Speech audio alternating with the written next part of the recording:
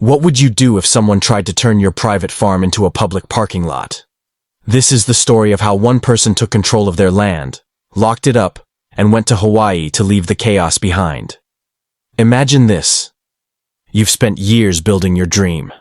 A peaceful, secluded farm where every sunrise feels like a new beginning, far from the noise and chaos of the world. But one fateful morning, everything changes. You receive a message from the HOA, the very people who are supposed to help protect your community. They've decided, without warning or permission, to use your private farm as a parking lot for their big event. And when you drive up to see it for yourself, what you discover will leave you speechless. The farm, your sanctuary, has been turned into a chaotic public spectacle. The gates are locked, and you're faced with a choice. Let it slide or take matters into your own hands. What happens next will change everything. The protagonist had worked hard to build a peaceful life after years of nurturing a secluded farm. They had grown to cherish the tranquility, the sounds of the wind through the trees, the occasional moo from a cow, and the gentle rustling of leaves. The farm wasn't just land. It was a sanctuary, a place to escape the noise and chaos of modern life. But one morning, everything changed. The local homeowners association, HOA, led by a woman named Karen, decided to disrupt the peace. They had never been asked, nor invited, but Karen and her committee of so-called community leaders decided that the protagonist's land was perfect for their community event. Without so much as a phone call or a word of permission, they planned to turn it into a parking lot for the attendees. The audacity of it.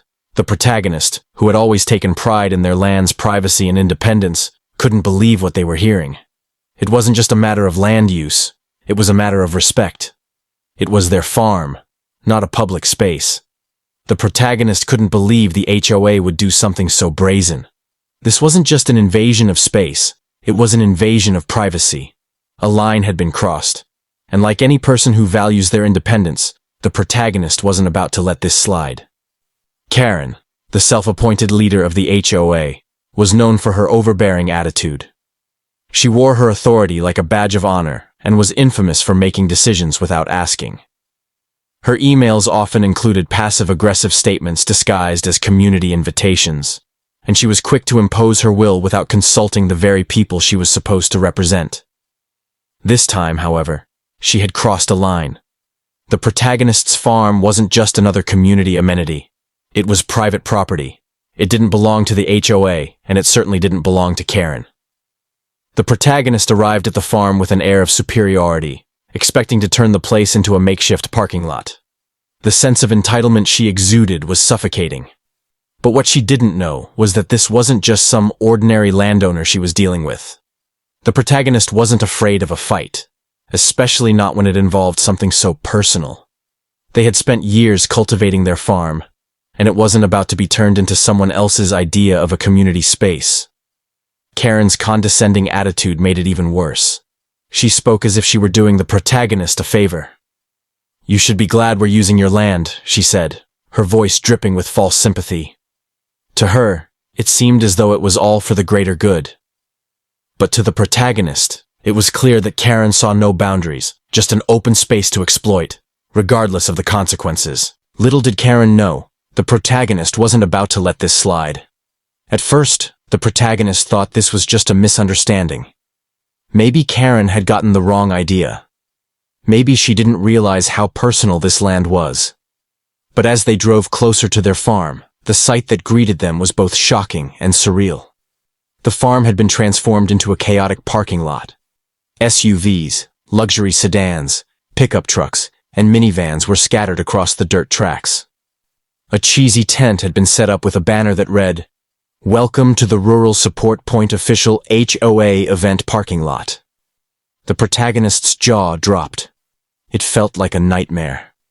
What was meant to be a peaceful retreat had been turned into a public spectacle. The parking lot had more cars than a shopping mall at Christmas time, and there were people in bright yellow vests directing traffic as if it were a festival or concert. One of them, not even recognizing the landowner, waved and told them to park in the back. "Just leave it here, sir. There's plenty of space." This wasn't just an invasion of privacy anymore. It was a violation of trust. The protagonist had always kept their farm off limits to the public. It was a space for peace, not for the chaos of community events. The protagonist took a deep breath, trying to control their anger, but they could already feel the storm brewing inside. This was the final straw. No more apologies, no more negotiations. This would not stand. The protagonist's reaction was swift and decisive. They weren't about to let the situation get worse. They called the farm's janitor and instructed him to check the locks, double-check the security systems, and ensure the gates were properly reinforced.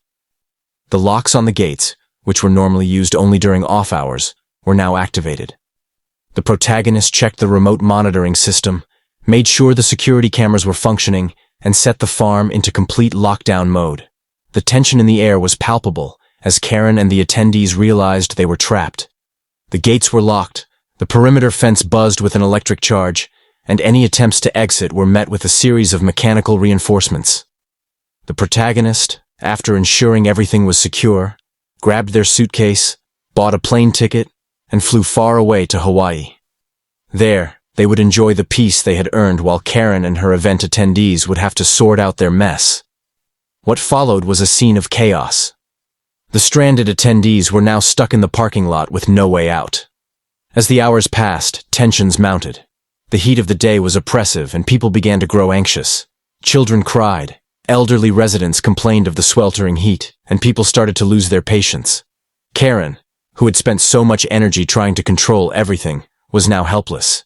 She tried calling the protagonist for help, but the phone went to voicemail. No one could reach the protagonist. They were gone, and Karen was left to deal with the consequences of her impulsive decision. As the sun began to set, the discomfort turned into a sense of desperation.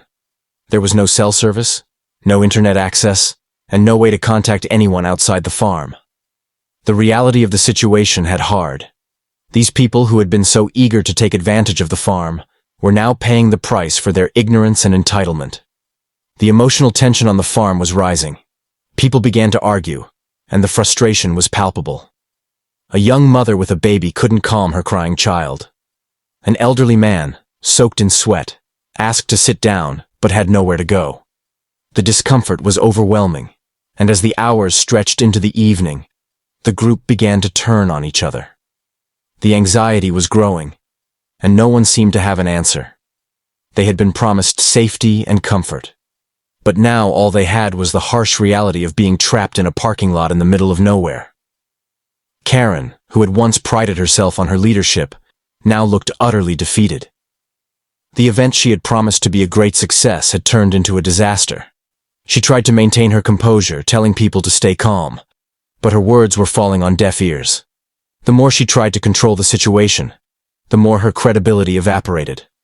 As the night wore on, Karen's desperation became more evident. She couldn't get a hold of anyone for help, and the situation was spiraling out of control.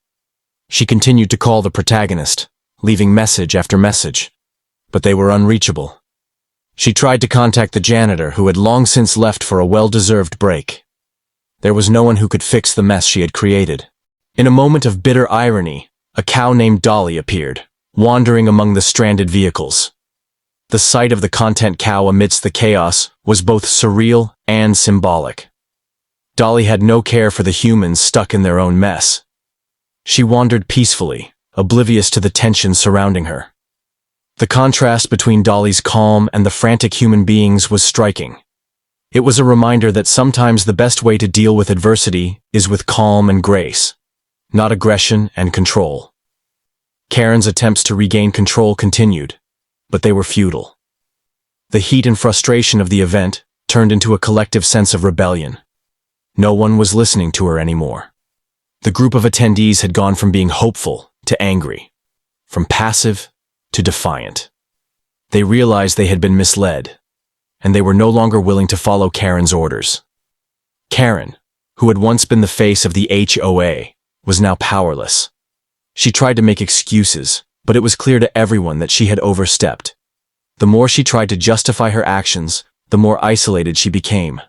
Meanwhile, the protagonist was thousands of miles away, enjoying their freedom and watching as the chaos unfolded. The contrast between the two was stark. One person had peace. The other had nothing but regret. By the time the janitor returned and unlocked the gates, the damage had already been done. The attendees, disheveled and exhausted, slowly began to drive away. The protagonist's farm had turned into a symbol of resilience and self-respect. It wasn't just about locking the gates. It was about standing firm in the face of authority and not allowing others to overstep their boundaries. Karen, now defeated, tried to salvage her dignity, but it was clear that her reputation had been ruined. The neighborhood group turned against her, and her position was eventually abolished. The final lesson was clear. Sometimes the best way to deal with people who overstep their bounds is to stand firm, protect what is yours, and walk away. In the end, the protagonist's farm returned to its peaceful state, and the only thing left behind was a small wooden sign that read, "Respect is requested. Entry by permission only." And with that simple message, the farm remained a place of peace, untouched by the chaos of the outside world. Moral of the story: the best way to deal with those who overstep their boundaries is to stand firm, protect what's yours, and walk away. Sometimes peace comes from setting clear boundaries and remaining resolute in the face of authority. If you like this story, don't forget to subscribe to the channel and share it with family and friends. Thank you.